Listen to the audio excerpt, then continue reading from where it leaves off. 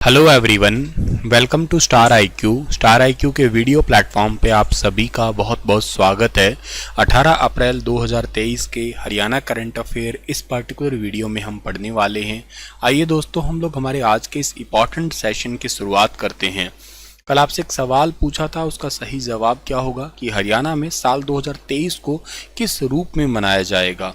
तो इस सवाल का जो ठीक आंसर था आपका वो था अंत्योदय आरोग्य वर्ष।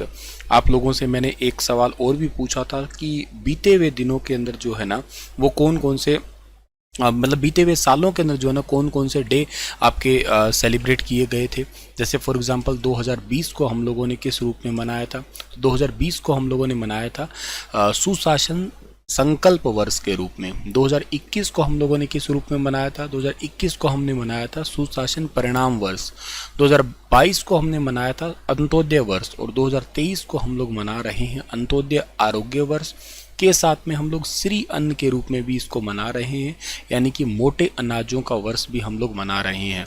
हालांकि 2021 को हम लोगों ने ऑक्सी वन वर्ष के रूप में भी मनाया था, याद हो तो आपको, जिसके तहत 3 करोड़ पौधे लगाने का टारगेट था हमारा। और वो पौधे किस नाम से लगाए थे हम लोगों ने, पंचवटी के नाम से पौधे लगाए थे। उन दिनों एक इम्पॉर्टेंट बात आप लोगों को वो भी याद होगी क्या कि एक योजना स्टार्ट की गई थी हरियाणा में ही, जिसका नाम है प्राण वायु वन देवता योजना। प्राण वायु वन देवता योजना ये भी स्टार्ट की गई थी, जिसके अंदर 75 साल से पुराना कोई पेड़ है जिसको 2500 रुपये सालाना दिए जाएंगे। ये थी वो योजना। अच्छा, आज वैसे 18 अप्रैल है ना, तो 18 अप्रैल को एक डे भी सेलिब्रेट करते हैं हम लोग, वर्ल्ड हेरिटेज डे भी सेलिब्रेट करते हैं। शायद आप लोगों को याद होगा इसके बारे में। वर्ल्ड हेरिटेज डे कब सेलिब्रेट करते हैं? 18 अप्रैल को मनाते हैं, ठीक है ना। विश्व विरासत दिवस के रूप में इसको आप लोग कह सकते हैं, ठीक है। चलिए आगे जाते हैं हम लोग। अगला जो हमारा सवाल होगा वो आज का करंट अफेयर होगा कि हरियाणा में यातायात सुनिश्चित करने के लिए ट्रैफिक पुलिस के द्वारा कब से कब तक विशेष अभियान चलाया जा रहा है। रोड सेफ्टी हमारे सिलेबस में मेंशन है, तो ये सवाल उस तरफ से देखा जाए तो थोड़ा महत्वपूर्ण दिखाई दे रहा है।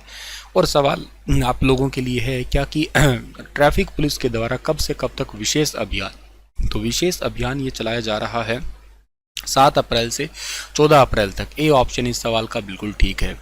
ये विशेष अभियान क्या होता है सर? देखो भैया, विशेष अभियान का मतलब इतना ही है कि जो लोग ट्रैफिक नियमों का पालन नहीं करते उन लोगों का चालान काटा जाता है। इसके अंदर लोगों को सिखाया जाता है। अब कैसे सीखेंगे? अब जाहिर सी बात है कि मैंने बिना हेलमेट में जा रहा हूँ, बिना सीट बेल्ट में जा रहा हूँ, और अगर मान लेते हैं, चलो एक सिंपल सी बात है कि मेरी बाइक का PUC नहीं है, पॉल्यूशन अंडर कंट्रोल, मतलब मेरे बाइक का नहीं है पॉल्यूशन कंट्रोल वाला वो कागज़ नहीं बनाया हुआ मैंने, तो इसके लिए 10,000 रुपये फ़ाइन है। आप लोगों ने रोड सेफ्टी पढ़ा होगा तो 10,000 रुपये का फ़ाइन अगर एक बार लग गया तो मैं कभी ज़िंदगी में भूलूंगा ही नहीं, क्योंकि ये PUC बनता कितने रुपए में है? मैक्स टू मैक्स 100 रुपये के आसपास बन जाता है ये, तो है ना। तो 100 रुपये के बदले मुझे 10,000 देने पड़ेंगे, तो मैं कभी क्यों भूलूंगा इसको, तो हमेशा इसको अप टू डेट रखूँगा। तो इस तरीके से लोगों को सिखाया जाता है इसमें, ठीक है। अच्छा, वैसे ना हरियाणा में 22 दिसंबर को एक डे सेलिब्रेट करते हैं जिसको कहते हैं राहगीर दिवस, ठीक है ना। राहगीर दिवस के रूप में मनाते हैं। चलिए सर आगे जाते हैं और अगला सवाल हमारा क्या रहने वाला है डियर, ठीक है ना। नेक्स्ट है कि हरियाणा में धान की सीधी बिजाई के लिए मशीन पर अनुदान के लिए कितने जिलों को नामित किया गया है। धान की सीधी बिजाई करने से एक सबसे बड़ा बेनिफिट ये होता है कि पानी की बचत हो जाती है, ठीक है ना। पानी की बचत हो जाती है सीधे तौर पे। और आपको सभी को अच्छे से पता होगा कि धान की फसल जो उगाता है तो उनके लिए पानी की खपत ही बहुत ज़्यादा है, क्योंकि आप लोगों ने पिछले दिनों में एक सवाल पढ़ा होगा कि 6 मई 2020 की बात है, तब एक योजना स्टार्ट की गई थी जिस योजना का नाम क्या था, मेरा पानी मेरी विरासत योजना। मेरा पानी मेरी विरासत योजना, ठीक है ना। मेरा पानी मेरी विरासत योजना ये स्टार्ट की गई थी। अच्छा, एक बात आप लोगों को याद रखनी है कि इस बार धान की सीधी बिजाई के लिए मशीन पर अनुदान के लिए कितने जिलों को नामित किया गया। ये जिले हैं टोटल 12। अभी क्या है सर ये बात, देखो 40% तक जो है ना इस मशीन के लिए आपका जो है ना वो हरियाणा सरकार देने वाली है सब्सिडी। या तो 40% या कहिएगा 40,000 रुपये सब्सिडी देगी हरियाणा सरकार मैक्सिमम, और ये 500 मशीनें अनुदान पे देने वाली है। अब सर हरियाणा में तो बहुत सारे किसान हैं, तो इसी के लिए पहले आओ पहले पाओ के आधार पे लाभार्थियों का सिलेक्शन होगा। 12 जिलों को नॉमिनेट किया गया है, जिनमें अंबाला, यमुनानगर, करनाल, कुरुक्षेत्र, कैथल, पानीपत, सोनीपत, जींद, हिसार, सिरसा, रोहतक, फतेहाबाद, यहाँ के किसान आवेदन कर सकते हैं, क्योंकि बाकी ज़िलों में चावल का कोई इतना ज़्यादा ट्रेंड नहीं है जितना इन ज़िलों के अंदर है। लाभार्थियों का चयन संबंधित उपायुक्त की अध्यक्षता में एक गठित जिला स्तरीय कमेटी है वो करने वाली है। और ये जो है आपका ऑनलाइन आवेदन करने की तारीख जो है ना 19 तारीख है, सुबह 11 बजे से स्टार्ट होगा और लास्ट डेट जो है ना वो 30 अप्रैल है। मतलब जो सबसे पहले सबमिट करवाएगा उसका नाम फिर सिलेक्ट किया जाएगा इसके तहत, और उसको 500 मशीनें टोटल हरियाणा में 500 किसानों को दी जाएगी। धान की सीधी बिजाई करने वाली मशीनें, जिनमें 40% मैक्सिमम 40,000 रुपये तक का अनुदान दिया जाएगा हरियाणा सरकार की तरफ से। अच्छा, ये मेरा पानी मेरी विरासत योजना की ब्रांड एम्बेसडर कौन है? इसकी ब्रांड एम्बेसडर है मनिका शोकंद, जो जींद के उचाना की है, और हरियाणा में जल संरक्षण की ब्रांड एम्बेसडर भी वही है। चलिए आगे चलते हैं। तो हाल ही में हरियाणा में किसे मुख्यमंत्री जी के स्पेशल ऑफिसर में शामिल किया गया है? तो मुख्यमंत्री जी के स्पेशल ऑफिसर में शामिल किया गया है पंकज नैन को, यानी कि ऑप्शन नंबर सी इस सवाल का बिल्कुल ठीक है। पंकज नैन की फिटनेस के मुरीद भारत के प्रधानमंत्री जी भी हुए थे। एक बार उन्होंने ट्वीट किया था इनके कई सारे फिटनेस इवेंट के अंदर इनको हिस्सा लेते देख। हरियाणा के 2007 बैच के आईपीएस है पंकज नैन, और सरकार ने इनकी जिम्मेदारी को बढ़ा दिया है। हरियाणा सरकार की ओर से पंकज नैन को सीएम के स्पेशल ऑफिसर में शामिल किया गया है। वह अपनी वर्तमान जिम्मेदारी डीआईजी एंटी करप्शन ब्यूरो के साथ कम्युनिटी पुलिसिंग एंड आउटरीच का काम भी देखेंगे। ठीक है, इनकी ऑफर लेटर जो है ना, मतलब इनका ऑर्डर लेटर वो जारी कर दिया गया है, ये तो चलो ठीक है, लेकिन ये जारी करते कौन है? तो ये संजीव कौशल जी, जो कि हरियाणा के चीफ सेक्रेटरी है, ये याद रखना आप लोग। हरियाणा की किस जेल में हाल ही में महिला कैदी रेडियो जॉकी बनी है? बहुत ही इंपॉर्टेंट क्वेश्चन है। इस सवाल का तो ठीक आंसर बहरहाल रहेगा आपका जींद। लेकिन आपको याद हो तो थोड़े समय पहले हम लोगों ने बहुत ढंग से इस चीज़ को पढ़ा था कि ये जेलों के अंदर एक फाउंडेशन है, एक ग्रुप है, जिसका नाम क्या है? जिसका नाम है तिनका तिनका। ठीक है ना, तिनका तिनका नाम का एक ग्रुप है, और इसकी अध्यक्ष का नाम क्या है? इसकी अध्यक्ष का नाम है वर्तिका नंदा। ठीक है ना, तिनका तिनका ग्रुप की अध्यक्ष का नाम है वर्तिका नंदा, और वर्तिका नंदा ने जो है जेल रेडियो स्टेशन की शुरुआत भारत में सबसे पहले 2018 के अंदर की थी। 18 में कहाँ पे की थी? तिहाड़ जेल के अंदर की थी। ठीक है ना, शुरुआत यहाँ से हुई थी। हरियाणा में ये 2020-21 का कंसेप्ट था आपका, और इसको लाया गया सबसे पहले पानीपत के अंदर। पानीपत के अंदर हरियाणा में पहला जेल रेडियो स्टेशन खुला था। दूसरा जो खुला था ना वो था फरीदाबाद, और तीसरे की बात करते हैं तो तीसरा खुला था अंबाला। ये पहला फेज था, ध्यान रखना आप लोग। अभी जनवरी 2023 से ऐसा हुआ कि हरियाणा के अंदर जींद के अंदर जेल रेडियो स्टेशन की शुरुआत हुई थी। 1 जनवरी 2023 को हुई थी जींद के अंदर कैदियों के लिए। तो वहाँ पे अभी पहली बार ऐसा हुआ है कि महिलाओं को भी शामिल कर लिया गया।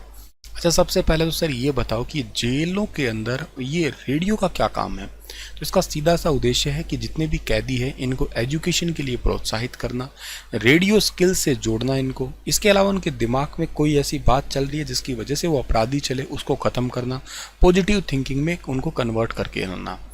3 फेज में शुरू हुआ है रेडियो, और जैसे 7 पुरुष और 4 महिला कैदी रेडियो जो कि बनी है।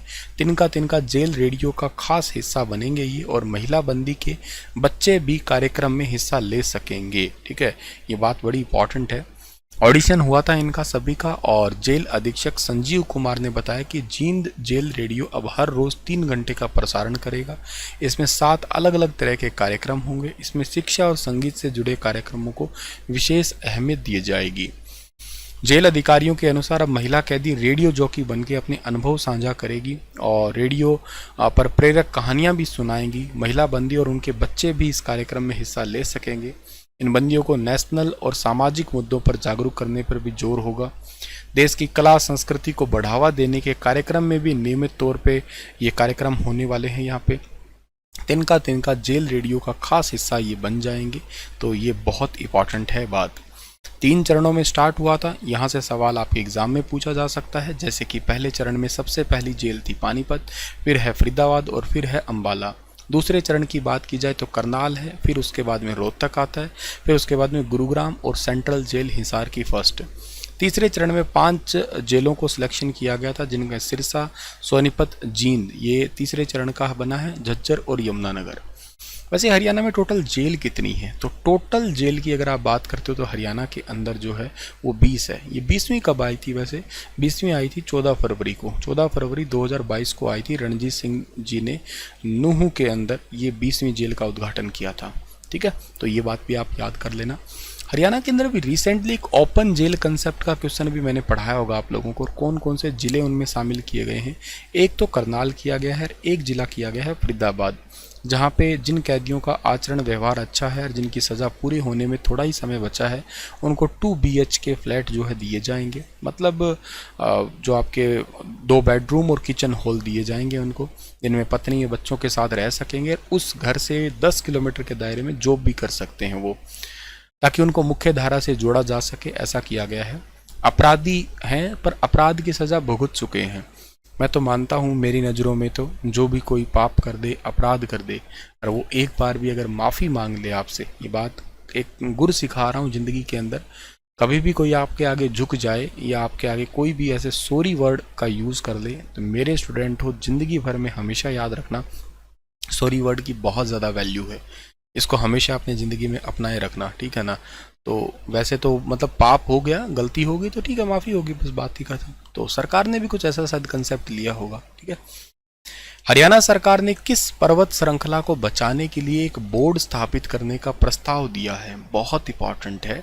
एक्चुअली क्या है कि हरियाणा सरकार ने पर्वत श्रृंखला को बचाने के लिए एक बोर्ड स्थापित करने का प्रस्ताव दिया है। इसका नाम है अरावली माउंटेन। सर, बचाने का मतलब सरकार क्या बचाएगी, ये तो ऑलरेडी है बची पड़ी।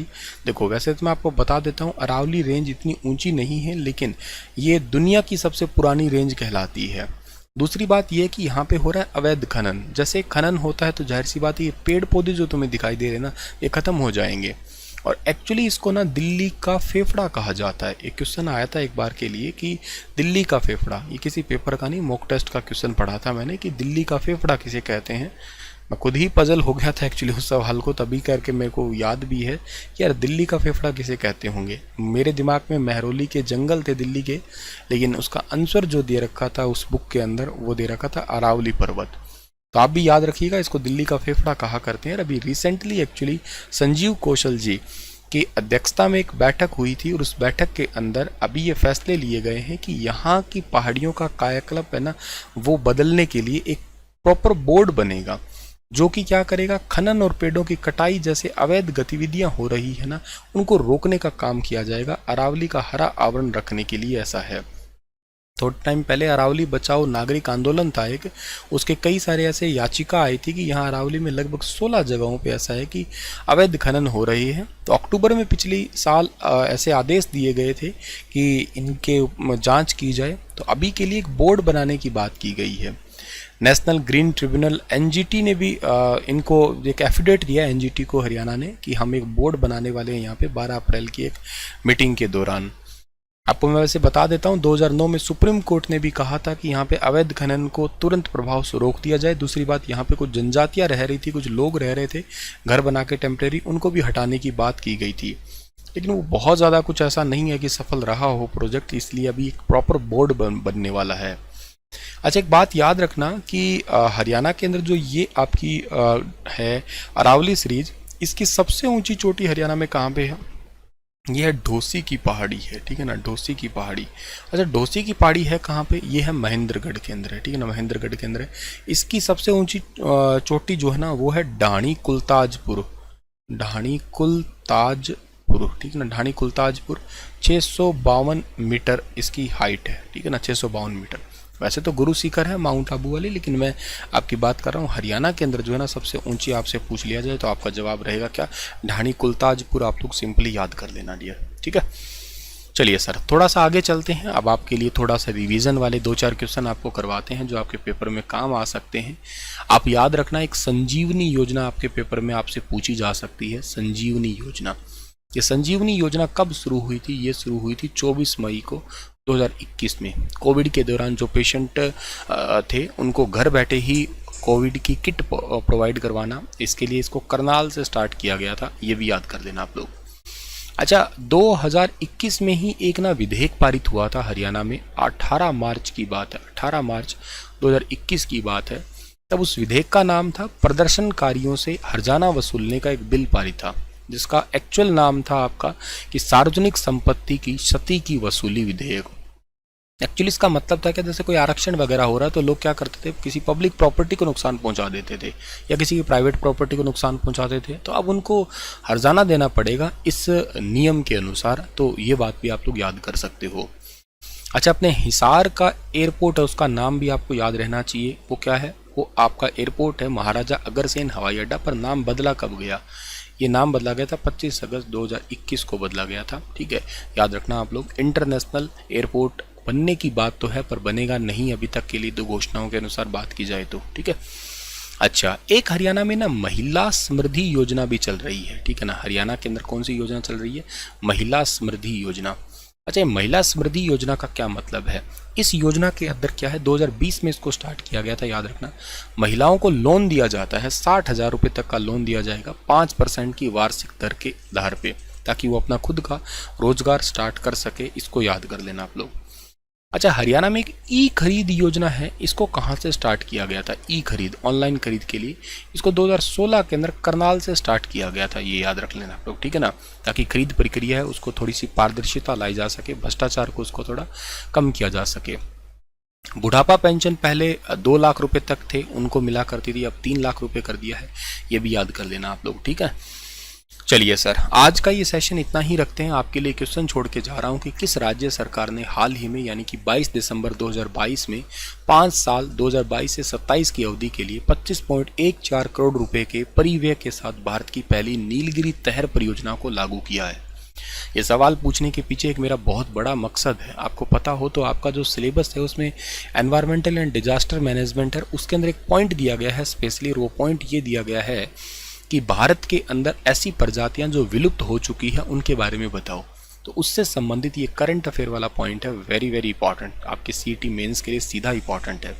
सीईटी मेंस के लिए एक नया बैच भी स्टार्ट हुआ है स्टार आईक्यू एप्लीकेशन पे, अगर आप लोग ले सकते हैं तो ले लीजिएगा। उसमें पूरा हरियाणा जीके भी अवेलेबल है एडिशनली, और के साथ में जो नया अपडेटेड जितना भी सिलेबस है वो भी विद PDF मिलेगा आपको, और ऑथेंटिक कंटेंट के साथ मिलेगा। ठीक है, चलिए, थैंक यू सो मच। मिलता हूँ आप लोगों को मैं अगली क्लास में, तब तक के लिए अपना ध्यान रखना आप लोग। राधे राधे।